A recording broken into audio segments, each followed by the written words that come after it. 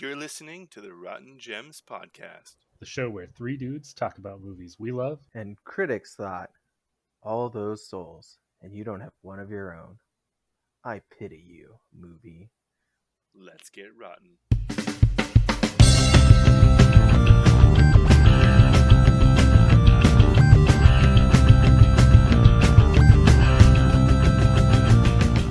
If you're still listening, whether it's on purpose or somebody just threw all your luggage into the lake and so now you needed to borrow someone's phone to call for help, and then while you had their phone in your hand, you saw that they were listening to this podcast called Rotten Gems, and so you decided to give a listen. Well, we thank you. And who exactly is we? Well, I think it's time I introduce you to my co-hosts. I'm Luke Keenan. And I'm Marcus. Easy to mix those two up. And I am Brett, and we are your Rotten Gems crew. Here we are, episode 12, guys, right? Dang, we've done 12 of these. I don't think I've done 12 of anything. Did 12 dozen eggs? 12 dozen eggs? Is that like 144 eggs? Yeah. It's a rough weekend. Damn, man, you eat a lot of eggs. You need that protein. Gotta live. Good breakfast, good breakfast. All right, guys. Well, if you're here with us, that means that you are interested. You clicked on this episode because you saw the movie title. And let's get into it. Today, we're talking about the 1995 smash hit, depending on who you ask, Mortal Kombat. Now, one question for you guys. You know that obviously we're talking about this movie today because it has been deemed rotten. What do you think this movie is rated? What would you think, not knowing anything about this movie, not having watched it today because we needed to for this, what would you rate this movie? Based off what I remember and my love for the video games, 87. Okay, you're close. Marcus, what do you got? You know what? To be fair to the critics that deem this movie rotten, but also give it the respect it deserves, I'll flip that and say 78. Okay, all right. Bold choices. I respect you both. So, Keenan, you were closest, and I say that because if we were to take your score and cut it probably almost in half, you'd get what the score is, and that was a 45% on Rotten Tomatoes. Is that how close this works? Yeah. Price is Right rules with a modification, right? What the listeners don't know is we actually have a prize that Marcus and I get each week, whoever's closest. And what is that prize? Self-respect. So do you guys just share the same self-respect and pass it back and forth? We actually lost it around episode 3, and we've just been embarrassed to say anything. No, that's fair. That's fair. Well, I hope whoever gets the self-respect this week, that it's well-deserved and well-earned. Good job. It was me. You just said it. Well, I think there's maybe some disagreement about who won that, so I'll let you guys hash that out. But anyways, 45% on Rotten Tomatoes, with a 57% according to fans. So we got a double negative there, which is a positive because PEMDAS, right? And a 5.8 on IMDb out of 114,000 views or responses, I guess. That is 5.8 flawless victories, 5.8 autographed Johnny Cage photos, or 5.8 souls that are now mine out of 10. So, guys, Mortal Kombat. I guess we got to talk about one thing first off before we get into the movie. And that is the very first thing that appears when you play this movie. And that is that badass theme song, right? That theme song. Oh, if you don't start dancing immediately when you hear that theme song, you have no soul for Sang Soon to take from you. That's a fact. I'm pretty sure that whether or not you've seen the movie or played the games, everyone at least knows the song in some way. And I'm going to say that because the song went platinum in less than 2 weeks, it's better than most songs in this world, probably, right? At least 98%. So math checks out. Yeah, if there's a movie out there that has a better opening song, share it. Find us, Rotten Gems, on Instagram. And let us know what movie has a better opening theme song. We expect no comments because there isn't one. Except for last week, Space Jam. Oh, okay. I forgot. Okay, if it's any other movie other than those two, all right. um, but funny enough about that song, I don't know if you guys knew this, but the producers were rejected by both Sony and Virgin Records for producing the film's soundtrack. So the producers obviously they wanted like an electronic, like dance music type sound, but the record companies were like, no, let's use popular artists like Van Halen or Janet Jackson at the time. And they're like, no, so we will not do that. Instead, they went with this like little small time company called TVT Records. And yeah, so this soundtrack became the first platinum EDM record ever in history. And I'm going to say that was a great choice because I can't imagine the Mortal Kombat theme song sung by Janet Jackson. I just can't. But in Janet Jackson's voice. That wasn't a spot on Janet Jackson impression. You guys sound exactly alike. Good job. I thought Janet Jackson actually joined our chat right now. Whoa. We're big time in it. So Janet Jackson is here, guys. So give it up some more. Rotten Gems on Instagram. Tell her you're a fan. Oh, she's got to go. Sorry. She can't be here anymore. She might come back later. With that being said, guys, I know you gave your 87 and 78 respectively, but opening thoughts as we watch this movie again, what were you, I guess, wary of? What were you hoping this movie still had? For me, I was hoping, above all else, that it still held up, and I loved it as much as I did as a kid. But I'm interested in what your guys' thoughts were pre-rewatch. So for me, I was hoping that the CGI would be a little bit better than it was. But I was pleasantly surprised that some of the humor was still there. Definitely, for sure. We don't talk about the CGI. I think it was very easy to tell what was CGI and what was not, and we'll get into that. Okay, so yeah, this movie right off the bat, I guess we got to start at the very beginning, and that is the recruitment of all of our fighters into this tournament. So we start off with seeing Liu Kang getting recruited in an oddly green room, and I say that because like the light was The light in his like apartment. I have no idea why. I was trying to like think of situations why the light would be so green, and I have no idea. Hang on. You are skipping ahead. That's Am not I? the first scene. The first scene we see is Shang Tsung beating the crap out of a 15-year-old. Was he 15? How old is his brother? There's no way that's an adult. No, that's fair. I guess I didn't really think about. Okay, because here's the thing. I was 3 years old when I saw this. Well, okay, that's not true. I was 3 years old when this movie came out. I will go on record saying that this is the first movie I ever remember watching as a child. Was Mortal Kombat. There's worse ways to start. My dad, I told you, I mentioned it back in the one episode with Jet Li. My dad is huge into martial arts, so you know when you're a kid, you watch what your family watches.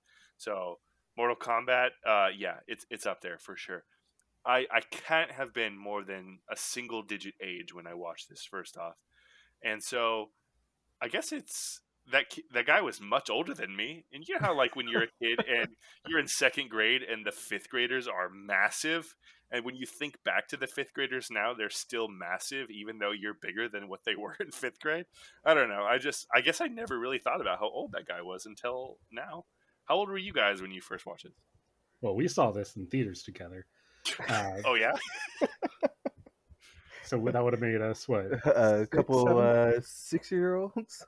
Did your mom just give you the credit card and like, yeah, just bring it back? Or yeah, we sat in the back row and we were yelling the entire time, and people up front were like, "Hey, keep it down!" But it's Mortal Kombat, and that theme song gets you going. You get pumped, especially. I don't want to skip too far ahead, but when you get to when you first see Sonya Blade in that '90s warehouse dance club, I think you mean I think you mean Sonia, because they actually never gave her a last name in this movie, which I didn't notice until now. Like, literally in the Oh, they song, don't they call list her Sonya Blade? no, in the song they list off everybody like Liu Kang, Raiden, Johnny Cage, Sonya. I'm like, okay, you had plenty of space to call her by her last name, and even in the credits, they just had her listed as Sonya. I don't understand. Really Yeah, weird. she didn't get a last name till later, I guess. But yeah, so okay, you guys saw us in the theaters. Good old PG-6 movie. I think that's what it's rated, right? It must have Uh, been. Nobody really dies in that movie. It's as gruesome as you'd want it. yeah, I was actually reading into that because this movie was a lot less brutal than I remember, and I'm not sure if that's just me being tainted by today's movie standards, but it was given a PG rating. In the details I was seeing when I researched it, apparently they were like very commonly speaking with the MPAA to, I guess, land on a rating that made sense. And from what I gathered, if they show a human death on screen, it instantly made it an R-rated movie. But monster deaths could be fine, which is why you actually never once see a human death on the screen. What do you guys think? Like, was it, to me, this was the best movie I'd ever seen at one point because it was the only movie I'd ever seen. But uh, what do you guys think? When going into it, was it better than you remember? Like, as good, or what are your thoughts? For me, I'll be honest. I went into this thinking that we were going to watch a real shit show of a movie, and I actually enjoyed this movie. I just watched it this morning, and I thoroughly enjoyed it. The CGI, yeah, it sucks, but that's the '90s. Outside of that, still pretty badass. Yeah, I mean, I enjoyed it. Like I said, the humor, I didn't, especially Johnny Cage. You know, obviously he was the comic relief for it. A lot of the jokes were still pretty funny, and uh, I mean, the fighting probably didn't hold up as much because you could tell it was fake. And Wait a minute, you mean to tell me that some instances of fighting are not real? So you're Get saying out of here! when he deliberately kicked over Liu Kang's head, that was on purpose? I don't, No, I don't like this way of no. thinking, Marcus. I don't know. I'm sorry, guys. All Yeah, movies are real. thank you. All That's better. movies are documentaries. So, speaking of this movie's age, I knew this was an old movie, 1995, but I will admit there were parts of the movie that I just kind of forgot how old it was, just because some of the things still really held up. But in that opening scene after the 15-year-old dies, when Liu Kang is in this inexplicably green room, I'm instantly reminded of how old this movie is when Liu Kang picks up a telegram that he received from his family about his dead brother. And I'm like, wow, a telegram in a movie. I don't think I've ever seen that before. Brother dead, come home. Yeah, I guess child me didn't understand what I was looking at, but adult me is like, oh wow, this is their version of a text, right? Yeah, All right, cool. yeah, but you could kind of just toss that aside as, I mean, he came from like a family of monks, you know, and maybe that's just their way of communicating in the Telegram, modern okay. day. I guess. It's like they're not quite Amish, but they're Yeah, they have ways to communicate with you, but they go to Walmart to the Western Union and send a telegram. Now, Keenan, you did mention the very next scene here, which is Sonya Blade in the nightclub, and I can't help but think of a few problems I had with that scene in 2021 here, where Sonya Blade is just chasing this dude through a nightclub, like heavily armed to the teeth, like gun, and it's like this guy is like running in there. He's also heavily armed, and I know it's not really explicitly said in the movie what Sonya is, but again, well, I don't know. Actually, again, have we ever mentioned that this 1995 movie was based off of the 1992 Mortal Kombat video game? Was that for Super Nintendo? Would that have been? There was a game? All right, we're There were taking a there were a break. couple of them, I think. Gosh dang it. I'm going to go take a break. We'll start recording back after I play 4 hours? 4 Yeah, hours? dust off the old Super Nintendo if you got it, because I'm pretty sure that's what the system was. Because I had it on Super Nintendo for sure, and I like looking into the lore and knowing what you know about these characters. Sonya Blade is like Just like a cop. she's like special forces, right? I'm pretty Yeah. sure. Psychops. Yeah. I don't want to look it. I didn't look it up, but I'm pretty sure like some military. I don't know what the shit they do, but I don't think that involves like shooting into a crowd of people at a nightclub. Which, by the way, nobody in the nightclub seemed to notice that either party was just firing off. Yeah, that was the thing I had a problem with. There was a scene where a guy takes like dual Uzis and just starts like blasting away, and she shoots him with a shotgun, and everybody there at the club is still just dancing like, oh shit, that's pretty badass behind us, but this band is sick. I mean, I will say, as a frequent concert goer, I get it for sure. I don't think that I have that much tunnel vision, but I'm not sure whatever drug cocktail they're on impaired their cognitive ability to that Well, level. But with ticket uh, prices the way they are now, I mean, you're gonna get your value. no, that's fair. That's a good point. But also, just Sonya just being outwardly aggressive, like brandishing a gun every chance she gets, and like I can't imagine a person Her doing that again. partner died. You know, that's fair. I've never had a partner die yet. I've not been that I was about to say fortunate, but no, that's a very, very I've never unfortunate. been that. Wait, are we your partners in this podcast? We should keep an eye on Brett. Bets on which one of us dies first. Message us, Rotten Jams on Instagram. But yeah, so I don't know. I just kind of made note of how cheesy it was that Sony is just always like brandishing this gun with no repercussions whatsoever, or nobody even thinking it's weird. But again, 1995. What was that? Like 10 years ago? Is that how time works? Yeah. I mean, she really doesn't give a shit about anything. I mean, I'm jumping ahead just a little bit, but she straight up murders a dude. She doesn't care at this point. Yeah. She's out for blood. That's true. That's true. I mean, Well, no, he had like a bulletproof vest, right? No, I think he did. that guy died. She shoots him with a shotgun, and she goes to question him like, "Dead corpse, tell me where he's at." I could have sworn that she like, oh, because I remember thinking, I was like, holy shit, she killed that dude. But then like she like opens his shirt, and I'm pretty sure he had like some kind of vest on, and so he was. that's right. I That's think right. he went unconscious. That did happen. I mean, she does kill some people later on, but that guy, I She think, didn't know was lucky. he had it on. You can't. No, You yeah, can't shoot somebody and be like, "Yeah, definitely, glad he Right. had a bulletproof Like- vest." Like her that whole guy's gonna mission. survive this. Like her whole mission was to find Kano, right? And if you're trying to find him by interrogating people, maybe don't take a shotgun to their chest. Like this was the best case scenario for that, but probably not the average case scenario, I would think. Don't worry, he's just sleeping. No, that's dead. He is dead. So we've got we've got Liu Kang and Sonya there, and really disappointed that Jax didn't have a bigger role in this movie. And I guess I'm saying that only because of my future knowledge of Jax, but I was thinking the like, same thing. Yeah. When I was a kid, I remember thinking that Jax. I was like disappointed that he didn't have his robot arms. Was this out Yeah, before arms. 2? Mortal Kombat 2, the video game that I know Mortal Kombat 2 existed. I didn't know Mortal Kombat 1, the video game, existed.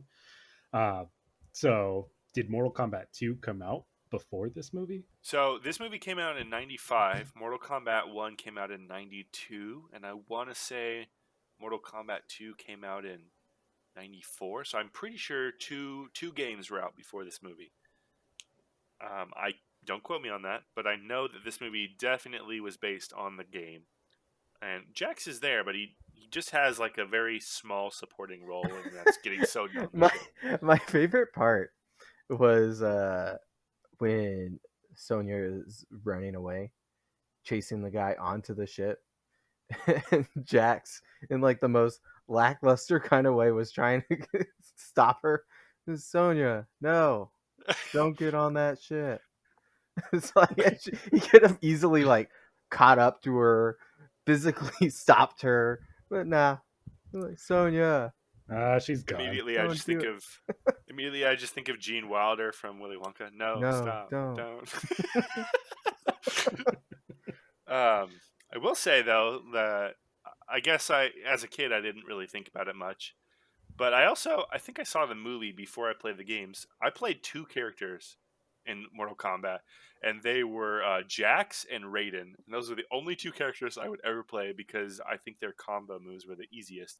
So then afterwards, I'm like, oh wow, Jax is in this movie because I've watched this movie probably over 100 times. But the last time before this recent viewing had to be I was like a teenager or something because I never remembered how small his role was. But the new movie, obviously the new Mortal Kombat, I love the portrayal of Jax here, and I'm not going to get into too much to that because we're going to talk about that next week. Can you believe it? Surprise!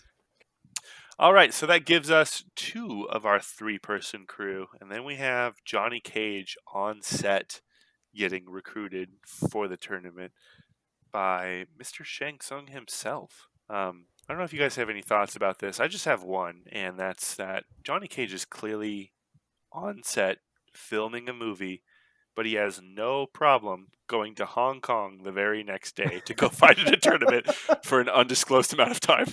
He told the Really? director he's done. I was was going to say done. he left that director hanging. But he also just seems like a childish actor in that he's like very demanding, whatever, the very stereotypical, like nose up in the air actor. So he just struck me as the type of guy who's like, I'm done. And then tomorrow he's like, all right, I'm here to film my next scenes. You know what? You're not going to get any Johnny Cage slander coming from this guy. Because he was by far my favorite character in this movie. Oh, for sure. But that doesn't mean that the scene wasn't strange. Trust me, I'm a fan of this movie, but I'm also not I'm also not loyal to it in the fact that I won't call out its faults. There were no faults. Go back. That's fair. That's fair. 100% rating.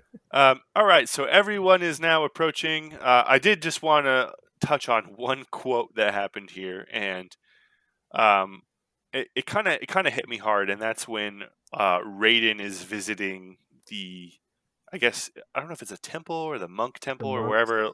Yeah, wherever Liu Kang goes home, and Liu Kang doesn't want to enter the tournament at first, and I don't know if it's his grandpa or just somebody in the village or somebody, but they're telling Lord Raiden, spare him, my Lord Raiden. American life has enfeebled his mind. Too much television, and I just really need to say that true. I can relate to this comment for sure. I've lost all my martial arts skill due to watching too much television. We all used to compete in Mortal Kombat, but we started watching television. I mean, Netflix has really fucked us over. Yeah. Now I'm weaker than the average man.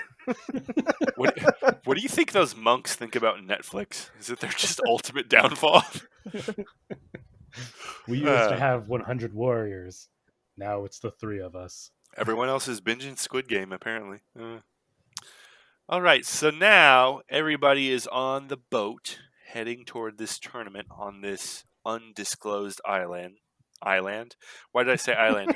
Because it was filmed on Thailand, and I was about to say that it was filmed on Thailand. It was filmed in Thailand, and I remember reading that they had to take a canoe and manually row to the set each day. So it was just very tedious to get to where they were filming.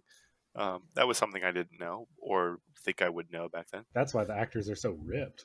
They rowing for sure. Every single actor in that movie is just straight up ripped, jacked, right? All the henchmen with the red hoods. It's like every single person. It's like, what the heck? They're eating that 144 eggs. 12 dozen eggs a day.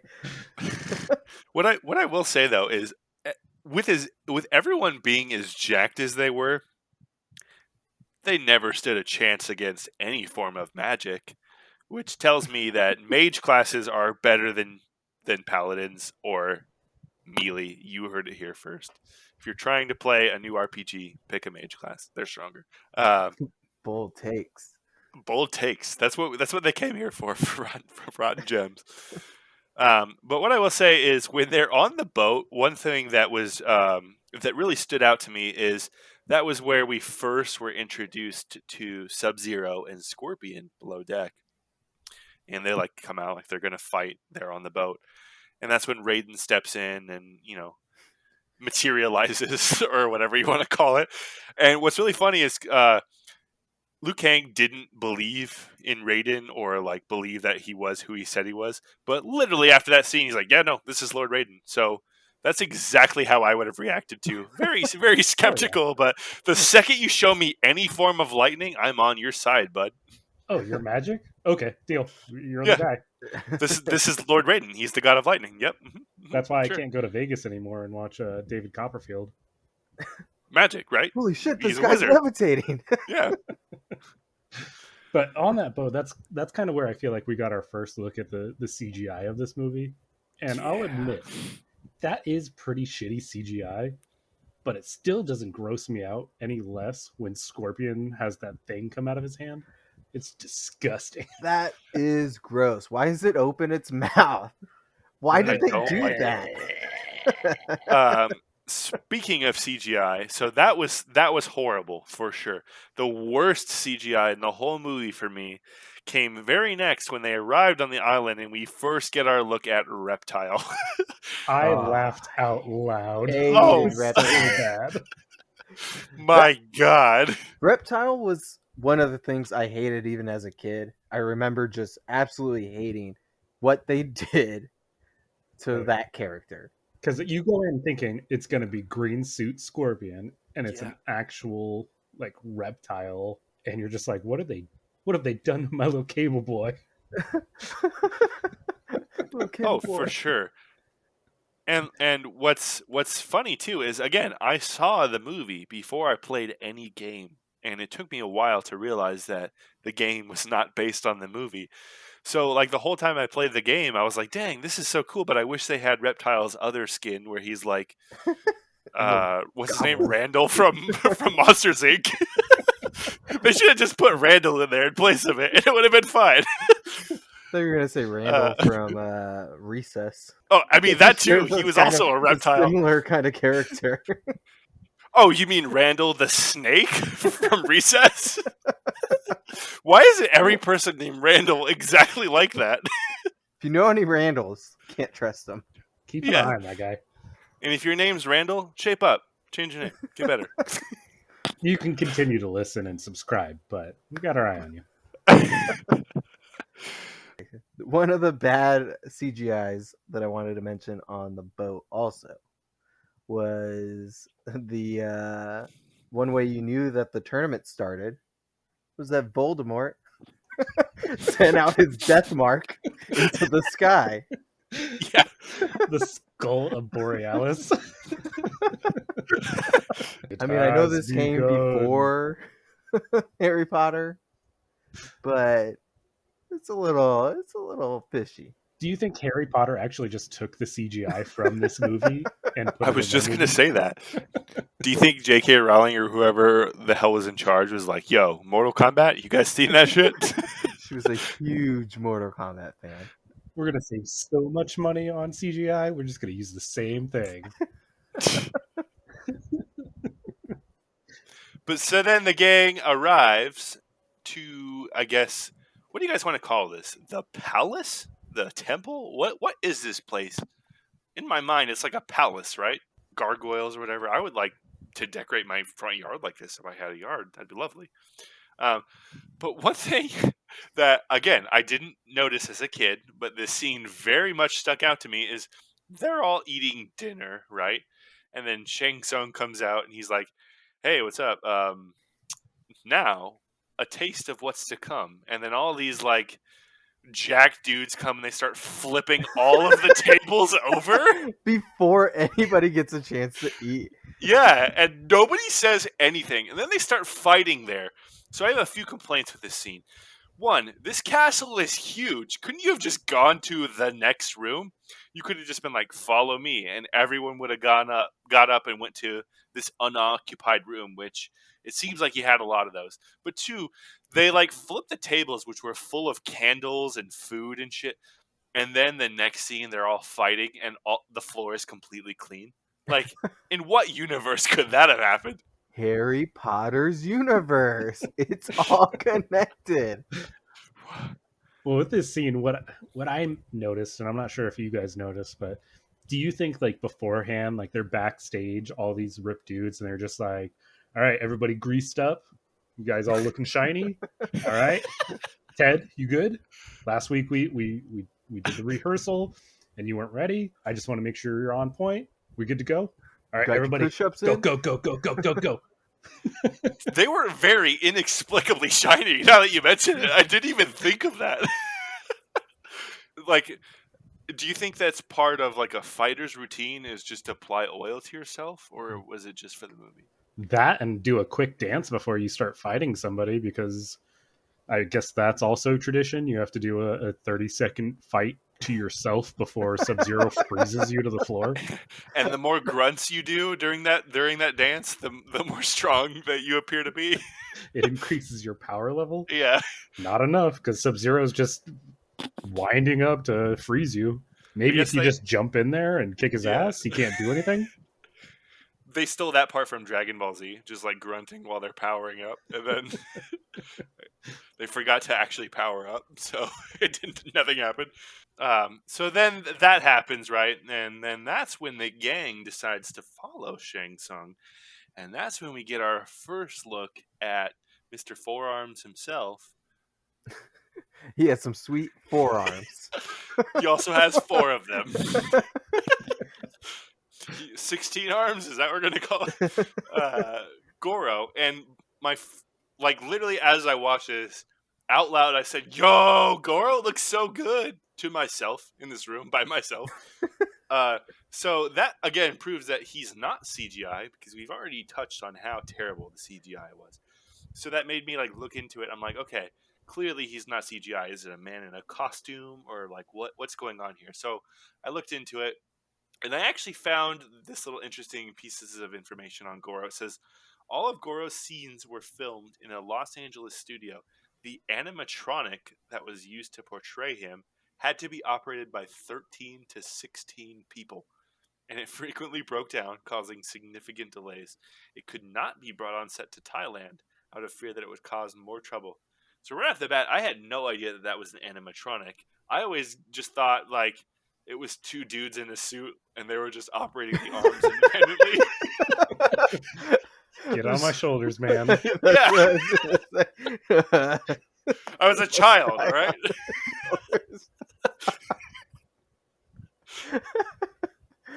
This ridiculous thing. So I don't know what I expected, but it wasn't that for sure. It could be like one of those like cheap costumes with the spider arms that have like the 2 arms that are connected. So anytime you raise your upper arms, the lower arms raise too. What were you saying, Keenan? Oh, I was just saying, like thinking back to watching this originally, I don't remember Goro having as much dialogue as he did. I remember him just being like a stupid brute, but that entire scene he's having a conversation that I don't remember at all. I completely agree. I was surprised when he was talking to Kano about, I don't know, being the general of whatever, the army. It was The like, underworld. I really only remember his scene with Johnny Cage and him just making and like funny faces when he gets hit in the nuts. So I will say I actually do remember that scene, but I remember it for one reason, and that's because I remember as a child thinking that the turkey leg or chicken leg that Kano was eating looked delicious, and I still have that thought as an adult. I'm like, I just want whatever he's eating. It looks so like I'll when you go have to a what he's Renaissance having. festival. Yeah, when you go to a Renaissance festival and they give you that giant turkey leg, I'm like, man, if that's my life, I'm in. Isn't he just taking one bite and then throwing the leg away and grabbing another one? Probably. that's more wasted food in this movie. That This sounds like Kano. movie has a lot of wasted food. Which I wanted just to touch on one thing about Kano really quick. So, without thinking, where would you say Kano is from? Australia. Australia. Would you agree with that, Keenan? Oh no, Japan. Okay, well, technically, you are both right. Boom. Because originally, the character of Kano was supposed to be Japanese American. But Ed Boon and John Tobias were so impressed with how the actor for Kano, Trevor Goddard, portrayed him that they actually went back and they like retconned all of Kano's history in the future games to make him Australian. They thought that he was Australian, Trevor Goddard himself, but he was just doing an accent. And so like he's actually British, and they thought he was Australian, but he was just like, no, I'm just going to put on this like weird Cockney accent. So the reason Kano is Australian today is because of this one actor. Hell Boy, yeah. that guy's a legend. Yeah, I had no idea about that. I always just remembered Kano being Australian. That shows you like how much improvising a scene in a movie could like completely change it for sure. I also just want to bring up something I noticed. So right after this scene, they go to like the hallways because they're lost, and they're following Katana. And they go down this hallway that's filled with cobwebs, undisturbed cobwebs, and yet Johnny Cage is going, she definitely went this way, guys. Through these undisturbed cobwebs. Hey, wait a second. Is this Johnny Cage slander? Because I will have none of that. I mean, Wait. We'll say it's full group slander because anybody could have been like, hey, these are full cobwebs. She clearly didn't come this way. You mean to tell me Johnny Cage might not be the smartest guy in the group? I'm not saying that. I mean, he's a leader. I'll give him that. That's true. He's a leader. Whether or not people choose to follow, it's on them. But he will lead, that's for sure. So now we move on to what I've deemed as the beach fights, because there's lots of sand. If you don't want to call it the beach fights, that's fine. You can just call it the sand fights, or the Anakin Skywalker would hate this scene fight. But first off, we start off with Liu Kang fighting an unnamed person. And I only bring this up because for some reason Liu Kang had very, very inexplicably poofy hair in this scene. Like he had just showered and then blow dried his hair. And they're like, yo, you're needed on set. Get out here right now. He's like, but I haven't like put any gel in my hair. And he's saying like, we don't care. We have limited time. To be fair, I'm sure on this island in Thailand, the humidity is probably pretty high. That's fair. And if you don't pronounce island from now on, what are you doing with your life? I actually did some research on this, and I actually found out the reason. There was actually supposed to be a spot right here in the movie for a Garnier Fructis. It was cut for time. They did lose ad money on it, but that's actually the reason. That slow-mo where he gets up and does like the flip from his back to his feet, and his hair just waves in front in slow motion. That was actually supposed to be him jumping up, and then he was going to have a bottle of Garnier Fructis in his hand. That's genius, and I'm surprised they didn't take that advertising step. And nowadays, someone would make a meme of this, and Garnier would get free advertising money. And if nobody makes a meme for this, I will. So, Hashtag not sponsored. not a sponsor, but could be. Let us know. But I'm glad you brought up the guy with no name, because when I was watching it, Shang Tsung was like announcing the fight. He's like, Liu Kang, fight. It's like, there's another guy here. What's his name? Say his name. Liu Kang, fight. But also, he's like, Liu Kang, you're up first. While he's already standing there, like, ready to fight. And he, like, I'm surprised Liu Kang wasn't just like, yeah, I know, I'm already here. I'm ready. Let's go. A lot of this just didn't make sense. And did that other guy, did he make that tiger noise out of his mouth? I was wondering that. Well, like, was he somebody in the Mortal Kombat universe that we didn't realize? Because they used that sound quite a bit when he was, like, talking. And It's like, is this part of his character, or are you just trying to make him seem menacing? I remember as a kid, I was confused by it, and frankly, I'm still confused by it because Liu Kang, by his reaction, it looked like he was caught off guard by it too. Plot twist: they just brought a ventriloquist to the island. That was his one power. It was like Liu Kang has like his energy blast at the end. This guy, he just can do animal noises. Jeff Dunham over here. Liu Kang versus Jeff Dunham. Book it. So, what are the rules for Shang Tsung and taking souls? Because he seems to just be able to grab anybody's soul that he wants, even if he's not fighting them. That's well, are you gonna that's stop a him? great question.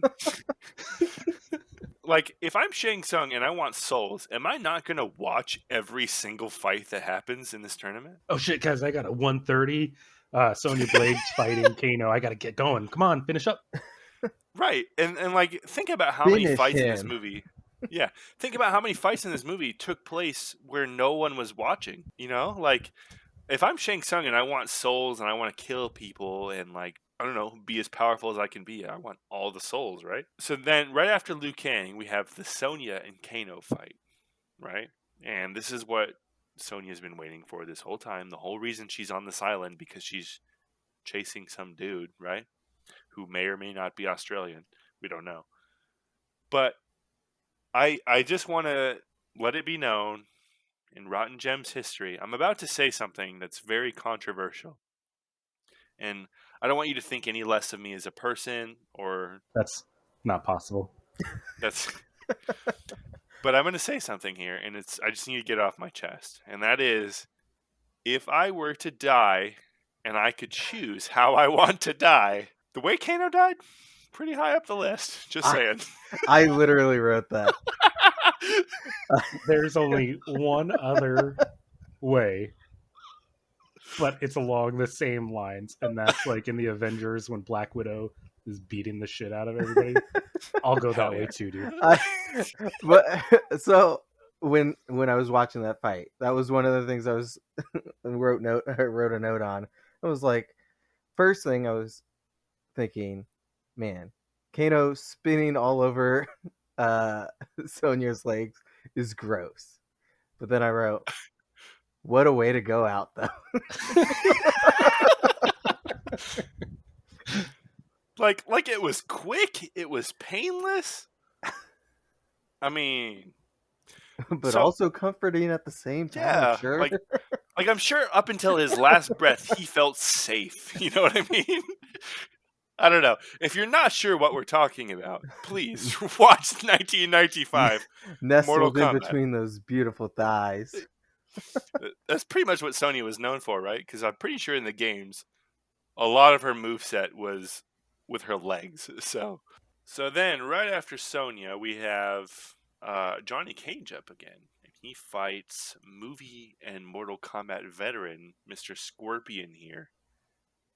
Which I know we touched on already, his terrible CGI get over here handprint, which, by the way, all of the get over here, like The voice lines. Yeah, like, was that not taken straight from the game? Because it sounds exactly like it. I think it was supposed to sound like that, but some of the things he says, I can't imagine would fit in the games. That's fair, because at one point, Johnny Cage does go to super kick him, do his Johnny kick thing, and then Scorpion does this, like, Kakashi Sensei Kamui type thing where he, like, transports him to hell, and then Johnny Cage climbs up a bamboo structure at some point. Get down here. Yeah. And that was the one that made me think, well, this probably isn't directly from the game, because I don't know. There's not anywhere in the game where you can just climb things. How does he get out of there? How does Johnny Cage get out of that place? He walks out. he like straight up gets, like, taken to hell and then kills the guy who brought him there and is like, all right, well, I'll just walk away now.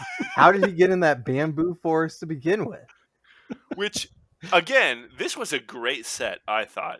Like, the first thing when they get transported there, like a mixture of bamboo and like spider webs, I'm like, okay, I see you. I don't understand, but I see you. I'm here for it. Well, quick question. So Johnny Cage goes out and fights Scorpion out in this little forest and dodges his hand spear, which hits a tree and dies, essentially. How long do you think it takes for him to grow like a new spear handy thing? Or does he at all? Like, is it dead forever? I didn't know that it could die. I thought it was just a hook. I didn't know that it was its own I living little entity. I think it's supposed to be in the games. I'm pretty sure it's just like a hook. Right. And And I I don't don't think think it's supposed to come from his hand. Yeah, I think I it's was like, I actually don't like think just it a comes hook. from his hands. I think it's like a magic hook that he kind of throws and has more control over it. But Well, I don't think it's So originally, grossed me out. so it's interesting because originally I was reading that this fight was supposed to end with Johnny Cage's super kick, and he actually connected with Scorpion, and that's where he would kill him initially. But when they showed the movie to test audiences, they were like, "Yo, we need more. Like, this isn't. There's not enough fighting." So that scene was one of the two that they added to, and then that whole scene where they're transported to, I don't know, hell, the nether realm, whichever one it is. That was all added. Like, they did reshoots afterwards, and they shot that later because the audiences were like, "Yo, we need more fights." So I thought that was interesting. that was And what's pretty even clever, yeah, to be and honest.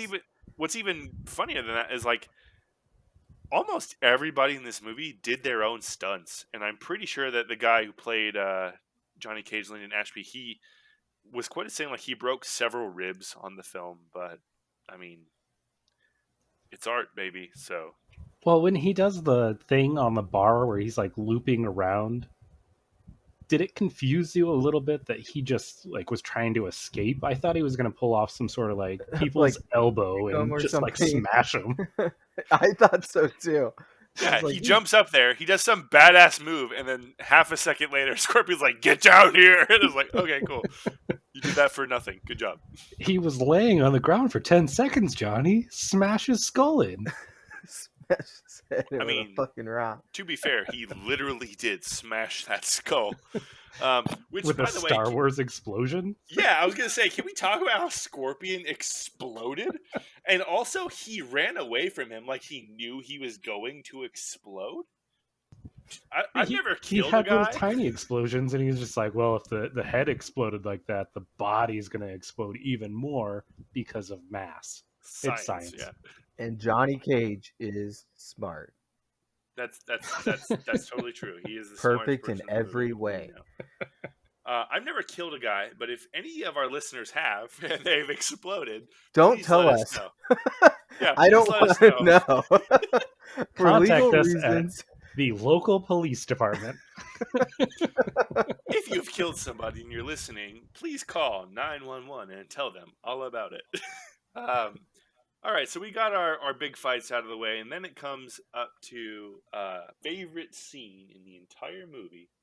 And I would say that upon my rewatch as a 29-year-old man in the year 2021, still is my favorite scene in the movie, and that is when the fight first starts and Johnny Cage drops to the ground and gives Goro the old nut punch.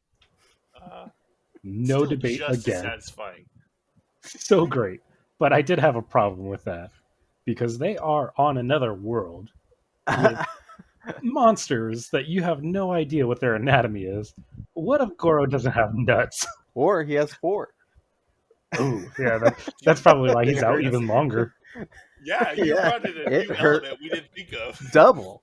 I was gonna say, did he feel 4 times the pain? But I guess it would be double. You know what I thought was a little unfair about that fight was afterwards when Johnny Cage leads him to that cliff, eventually knocks him off and kills him. He doesn't get Shang Tsung to say flawless victory when he earned it. He didn't get touched once. That was also a problem I had during the movie. There were several fights where he says flawless victory, where somebody definitely got hit a couple times. I'm pretty sure he says it after Liu Kang's fight on the beach, and he got kicked multiple times. he said it after Goro's fight with Artie, and Artie immediately in the fight got a couple punches in on Goro. So right away, that's not a flawless victory. And then at the end, Liu Kang will say it at after his fight to himself. And I'm like, you almost lost, dude. That was definitely not flawless. Flawless victory. Good job, dude. I Yeah, did and it. you can tell the creators are big fans of the game just because of the fan service. But like, how could you miss something so big? So we found out that the only time they don't say it was probably the only flawless victory in the movie. Yeah, and this is my biggest complaint with the movie is that if this whole thing is a tournament, right? First of all, they never laid out the bracket, right? Second of all, again, this is the third fight, I think, maybe even more, where there hasn't been anybody seeing it. So Johnny Cage versus Scorpion, nobody saw the outcome of that movie or that fight, right? We just see Johnny Cage emerge from hell, I guess, and Scorpion doesn't, so it's just assumed he won. Then Liu Kang versus Sub-Zero, and now what pisses me off most about the Johnny Cage fight is everyone was watching to the start at the start, and then they move to a second location, and nobody's like, "Oh, let's follow them to see what goes on." Instead, Johnny Cage, I'm guessing, comes back and he's like, "Yeah, I won," and they're like, "Did you though?" And he's like, "Yeah, no, he's dead. I killed him. It was horrible." They've gone too far. We're not going to follow them. Yeah, The guys watching, did you guys notice like there was, I think it was right after Johnny Cage was like running away and Shang Tsung was like, imbecile, go follow him. And he finally like gets up and starts following him. There were two guys in the crowd that were like they were like yelling and cheering at the camera just for like a second, and then they turned to each other and was just like, yeah. It's like the most cheesy thing ever, and it cracked me up. I did not even see that. I need to watch this movie again. But now it's time to talk about what is probably my favorite part in the whole movie, or my favorite fight, I'd say.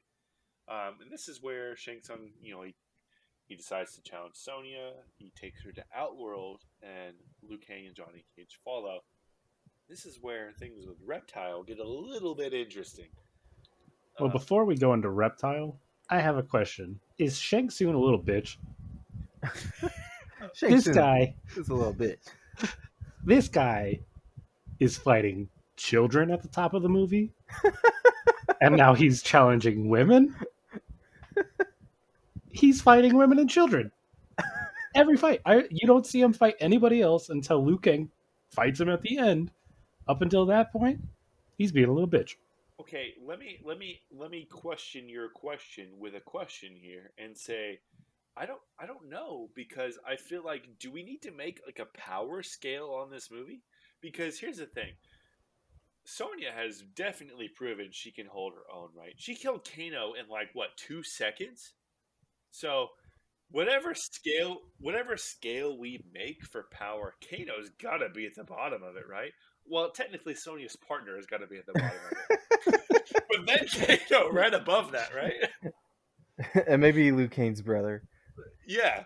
Where does that scale fall? Because here's the thing, I I caught myself thinking that, oh, he's gonna choose Sonya, but then I'm like, but this doesn't make Shang Tsung look weak because Sonya killed a guy and we saw it happen, so she can hold her own just as much as the other people. But in the eyes of Shang Tsung and the viewers in 1995, yeah, he's a little bitch. He's being a little bitch. Yeah. In 2021 standards, I don't know about that. And we'll talk about that next week when we talk about Mortal Kombat. And the 2000 new movie. Sonya Blade, who is much different. Badass. Badass. So then we move on to Outworld, and that is where we first see green skin Sub-Zero or Scorpion, and that is Reptile in human form. Now, my first thought with this scene where Liu Kang senses invisible Reptile and throws him into a gargoyle statue. that then absorbs the reptile and makes him into the reptile that we know and love, is that, hey, I'm not a parent, but I know both of you are, and you have single digit age children, and there's going to come a time where they ask you the age old question, where do babies come from? And so I think it's on you if you want to tell them how that happens, or if you just want to take the easy way out and say, look, babies are born when you take a reptile and you throw it on a gargoyle statue that then absorbs the reptile and it becomes a human. Because that does seem like the easy way out. I don't know. What are you guys' thoughts? That brought up so many questions for me. Those statues, because that reptile freaks out. That Yeah, it he starts doesn't getting want to wrapped be in up. there. So He's if trying to get anything goes out. in there, is it taking them? Is it just turning you into a badass ninja? Sign me up. That's a great question because the reptile that emerges, whose consciousness is that? Is that the reptile or is it the gargoyle? Who was the gargoyle? We'll never know. And then when it's like absorbing him, it doesn't look like bugs that are absorbing him. It kind of looks like muscles or like veins or whatever. And then, but obviously when Liu Kang beats the shit out of it and Reptile comes out, then all these like bugs come out. Where those bugs come from? And have they just been chilling there the whole time, or did bugs also get created in this? They recently watched the end of Nightmare Before Christmas, and they're That's like, "That's the cool." first thing I thought of. Oogie Boogie That's Man. cool. I like that. I'm gonna do that. We gotta do that in the movie, guys. Just find a way. I don't care how. Just do it. I don't care which character you have to ruin. Uh, Reptile, cool. All right, it's good. so, funny thing about this fight, though, is I did mention earlier that when test audiences view this movie, they didn't think there was enough fighting, so they reworked the ending of the Scorpion fight. And this scene, this fight, was added entirely in post, like afterwards. They reshot it. This was not actually in the original movie. They just didn't think they had enough fight scenes, which, as far as all the individual fights go, this was my favorite, and so I'm so glad they added this. So my question to you guys is: do you have a favorite fight in this movie, and what is it? This fight would have been my favorite if when Liu Kang got pushed on that thing that spins around and comes back and kicks Reptile, if they would have added like a wee in post. Or they could have continued on their trend of using sounds that already exist in the Mortal Kombat universe with the classical whoopsie.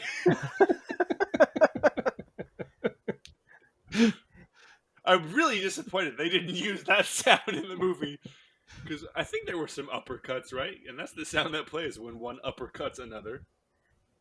Uh, it might have been my favorite if Johnny Cage would have been involved at all. Where was he? Oh, he went through that wall. I can't follow him. he, he was no. There was no reason why he could not have helped. I like to think he's just sitting on the ground out there, like drawing in the sand. Like, all right, I'll wait till he's done. It wasn't a Mortal Kombat challenge, so it wasn't like a one versus one situation. When I was watching, I was like, "Did I miss something? Maybe he like got pushed out of the way and I don't know, got taken away or something." But then after Katana comes and talks to him, the next scene, it's the three of them walking down the road. They should have just cut back to him. He's just like, I'm tired. I just fought Goro. I need a break, dude. Like, My hand hurts. I feel like it would have been right on brand for Johnny Cage's comedic value if it just cuts to him during that fight and he's just sitting there like eating a sandwich or something. Like, man, all right, let me know when you're done, bud. So this does bring us to our final fight in the film, and that is where Shang Tsung again tries to attempt to fight Sonya. She declines. He tries to fight Johnny Cage because he knows Liu Kang's a badass. He's going to get his ass beat. But that's when Liu steps in and makes the official challenge and decides to go one-on-one with Shang Tsung, which, right off the bat, I have a complaint with this final fight. And it's not What? just in this movie, it's just in all movies. And I want to pose a question to you guys, and that is why, when it's multiple people against one person in a fight, do they go one at a time? It's Shang etiquette. Tsung summons like what 9 or 10 little like soul clones, and they just one at a time go and get Soul clones. obliterated by Liu Kang. Hang on 1 second. I got to write down a note. Soul Clones, new Soul clones. spin-off show. What network are we going to pitch it to? TNT. I mean, Yeah, that's fair. We have the best likelihood of getting on yeah, TV. they'll take anything at this point. Real talk though, I was at a bar once and they were playing Endgame on TNT. How long of a TNT program was that? Because you got to factor in all the commercials. What was that, like 6 hours? I mean, does network television have anything besides ridiculousness and The Office? MTV just plays ridiculousness and goes home for the weekend. I think they do. They do, It's really. like not even a joke. I think that's seriously what they do. Hey, what How are much we putting on today? I don't know. Just put on ridiculous, guys. Let's call it a week. Ridiculous guys? Is that like a mashup between? New spinoff. Yeah. Soul clones followed by ridiculous guys. I was gonna say Impractical Jokers. I don't know why I thought guys was in the title of that, but it's not. But I was gonna say a mashup between ridiculousness and practical jokers. We'll call it ridiculous guys. If anyone's listening and you coin this show, oh, we're gonna sue you. I will find you and I'll give you a high five because, I mean, that's the hustle. Yeah, lawyer fees. It's too much. It's yours. Do what you want with Take it. But I don't know if you guys have any comments on this final fight. But aside from Shang Tsung having multiple chances to kill Liu Kang here and just doesn't, goes up the stairs instead. We've mentioned this before, but Liu Kang beats him and then says to himself, flawless victory. And I don't think Liu Kang knows what that means. Like, he got his ass handed to him a couple times during that fight. And not only does he get his ass handed to him, also at one point during the fight, Shang Tsung transforms into his younger brother in front of his face. Not even like hiding and just came out as his brother. You witnessed him shapeshift and he's questioning it. Trick him for like a second. No, you're not him. You're Shang Tsung. Or are you? No, you Remember are. Mom and Dad? Oh, no, it is you. Wait, you are? Yeah. So, I guess in movies, my least favorite trope of all time is the miscommunication arc where like there's a problem that could have been solved if just two people could have communicated.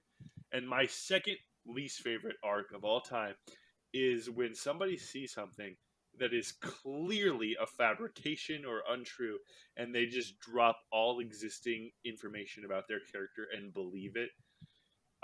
This didn't bother me as much as I thought it would because he only believed it was him for like a split second, I think. And then he's like, "You're not Chan." And then why didn't Shang Tsung capitalize on that? He just transformed back into himself. "You're mine." Like, busted. you got me. Like they pulled the mask Oopsies. off the Scooby Doo villain. It was me. Like, stab him as his brother. Oh, he's questioning it. Stab. Done. I win. So the Immortals won this tournament, but I'm gonna say it's because Shang Tsung was just stupid, which is crazy because he has so many souls in him. And my question is, the more souls you have in there, does it compound your intelligence? Or if not, what do the souls actually do for one who absorbs them? I mean, he's got soul, but he's not a soldier. One might say he is a soul man. Get in here, Marcus. You gotta have a soul reference Yeah, somewhere. I was gonna. I did have one that wasn't the soldier one, but once you said it, I lost it. Bottom line, what we've learned is that souls do nothing because you could still meet your end to a guy who is very gullible. It's kind of cool so to have. It's like so at the collecting end of the Pokemon day- cards. That's true. That's true. So at the end of the day, Mortal Kombat, that was the end. Unless we want to talk about that very final scene with Shao Kahn I mean, we and can. the fighting pose at the very end. I mean, that just really makes me hope that they make a sequel because I feel like we didn't get enough of Johnny Cage. Oh And if god. they Yeah, could. I don't want to talk about the sequel. Or Wait, what? I I haven't seen much of the sequel. I think I've seen like bits and pieces of it, Don't watch it. and It's I know what they do to Johnny Cage, and I don't want to talk about it, guys. Oh, God. well, first off, more than half the cast isn't the same actors. Second of all, they do Johnny Cage so dirty. That's it. You don't need to watch it. It's horrible. So join us next week when we talk about the actual next Mortal Kombat movie, which was the Mortal Kombat remake. And first things first, I want to ask you, in your present day 2021 brain, does this movie hold up? What are your thoughts? No. If you're looking at CGI and maybe some of the fighting, probably not. Story, probably not. But it was entertaining. So I'm gonna actually say I think it does hold up, and we've done a few of these episodes, right? And I think we've learned that um, the heavyweights episode stands out for me because they'll make a lot of off-color jokes that maybe flew over our head as a kid, but as an adult, you're like, oh wow, I can't believe they made that joke, and wow, that's horrible to make now. I didn't really think there was a lot of dialogue in this movie that is maybe offensive to 2021 standards. And I say not much because there was still some. There were still some stereotypes, mostly done by Johnny Cage. So forgive me, Marcus. But at the same time, I don't think that just because a movie makes a joke that may not be tasteful means it's bad. Because at the same time, Johnny Cage got it just as much as he gave it. So my answer is that this movie absolutely does hold up, with an asterisk of if you don't look at CGI. CGI, oh man, that could use some work. All right, guys. With all of that being said, I think it's now time that we jump into one of our favorite games on the show, and that is Bed, Wed, Behead. We're going to take 3 people from the movie, and you guessed it, decide who we're going to bed, wed, and behead.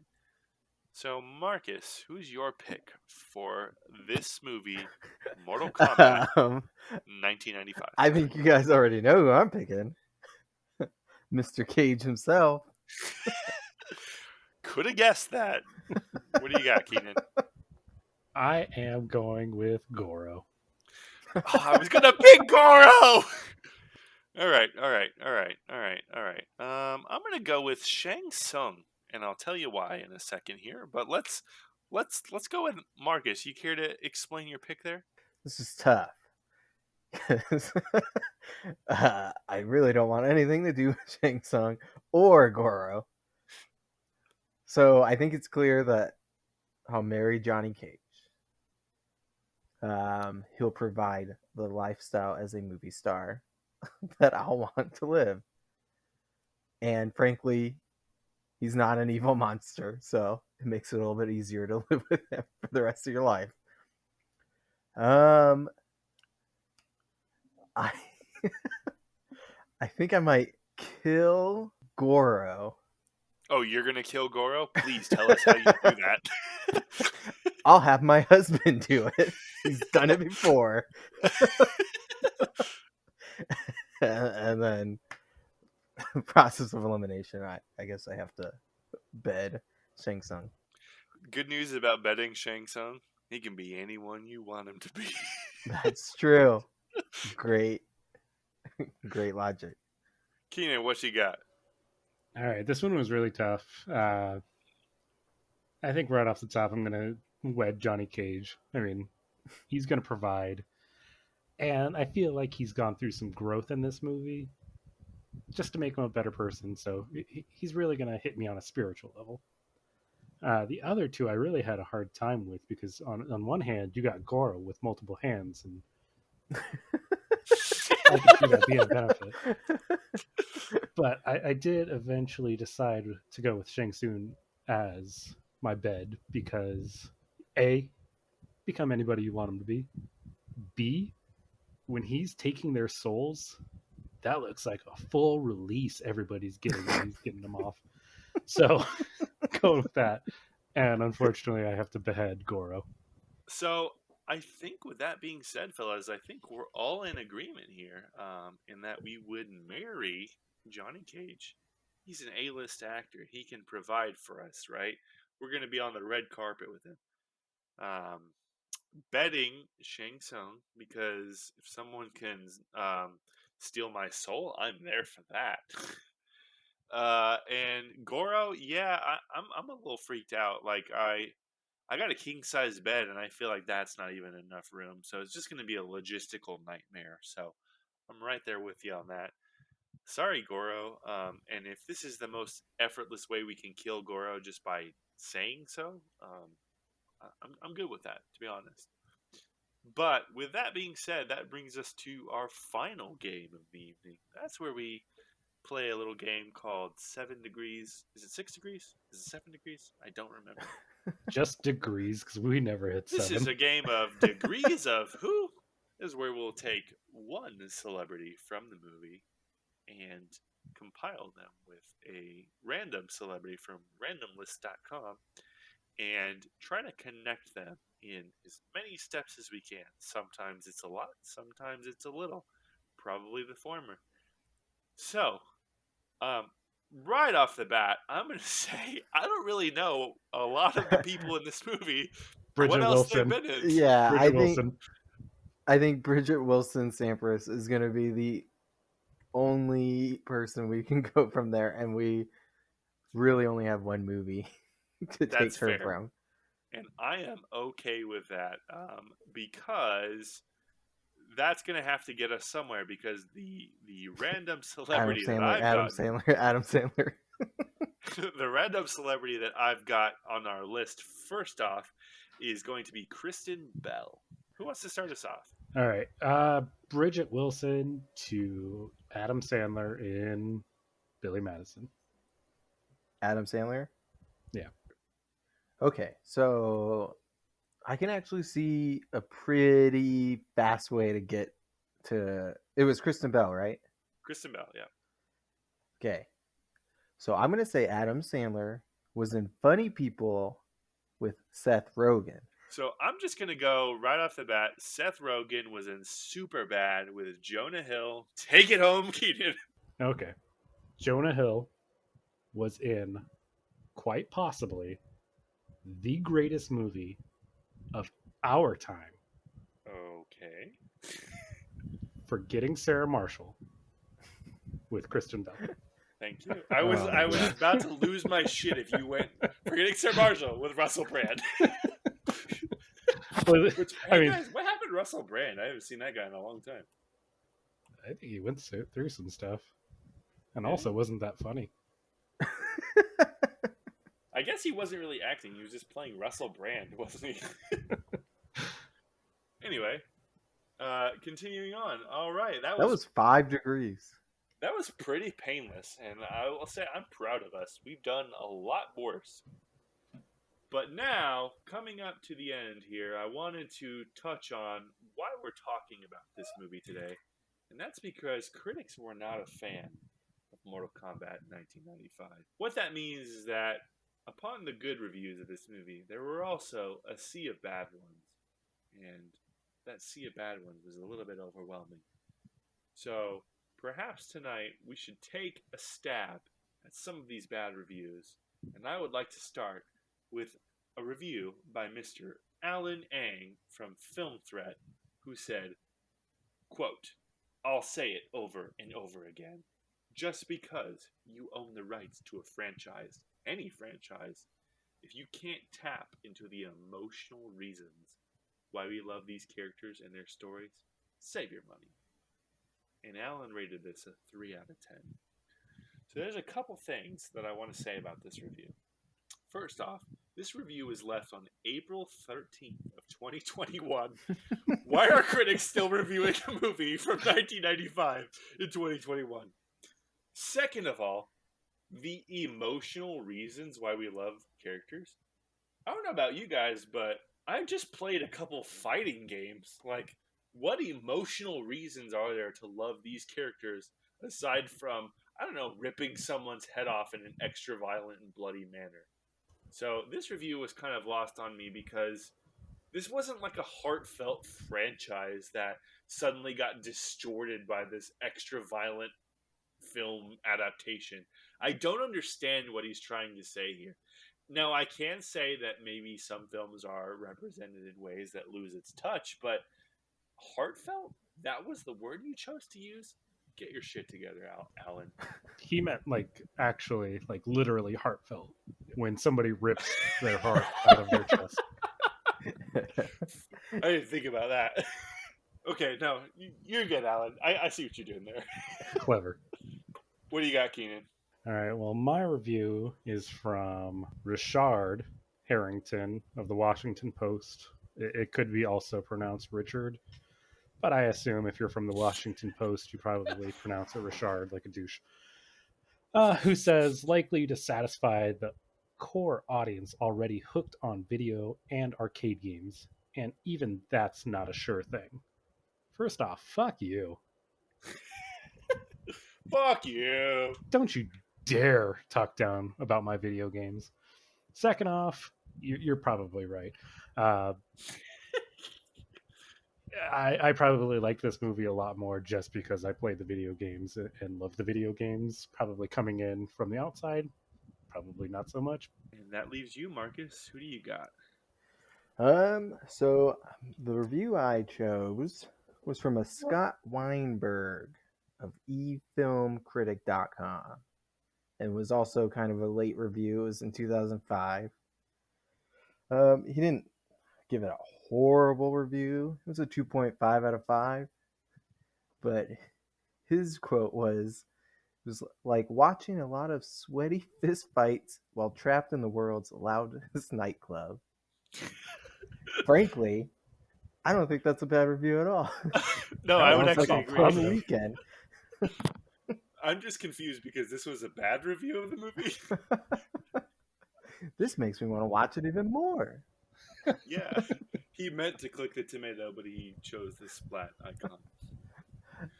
I'll give Scott the benefit of the doubt and say he just accidentally put 2.5 out of 5 instead of maybe 5.2 out of 5. Well played, Scott. So with that, listeners, I just wanted to leave you with this one piece of advice from all of us here at Rotten Gems to you. You just need to keep in mind these wise words from Lord Raiden himself. And that's, you can come. Don't laugh! You're making me laugh! Oh, you could definitely Lord come. Raiden. You can come. You could do it. He should have been on our bedwood head. Goro's got 4 hands, but Raiden does that thing you like with his tongue. You can overcome any adversary, no matter how bizarre their powers may seem. There's always a way. Only one thing can defeat you, and that's your own fear. Join us next week as we talk about the 2021 adaptation of Mortal Kombat. But with that being said, that was Mortal Kombat, which again scored a 45% on Rotten Tomatoes. Yes, critics believe that Michael Bay's Transformers was somehow a better movie than this. And at this point, I'm not convinced. He's got to be paying them, right, guys? I don't know how. The budget for Transformers ought to be ridiculous. He's got nothing left. They had to have used it on explosions, right? And critics. That's just part of the budget. So again, join us next week as we talk about Mortal Kombat, the other one. Until then, what do we say, guys? Mortal Kombat.